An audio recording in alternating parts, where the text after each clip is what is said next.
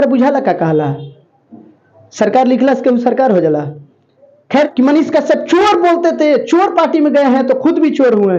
अरे पागला, मनीष कश्यप के बारे में जानता है, इतिहास चाहिए। मैं बिहारी हूं, हिंदुस्तानी लिखने में डर लगता है। लिखो ना कि हिंदुस्तानी, क्यों नहीं जनता मार ले बे तो क्या कहू बाबन भूमियार है जही। महादेव, हम डिंपल बतकही बिहार चैनल से, और आज मैं अपने चैनल से लाइव आया हूं।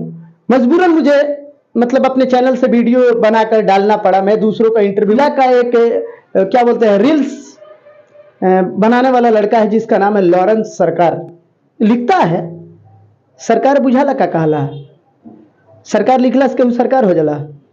खैर मैं टिप्पणी नहीं करना चाहता हूं। मैं पहली चीज में एक चीज बता दूं अपने दर्शकों को, मुझे देखने वाले सभी लोगों को मैं पैर छू के प्रणाम करता हूं अपने चैनल के माध्यम से। और मैं कभी भी किसी के ऊपर जातिगत या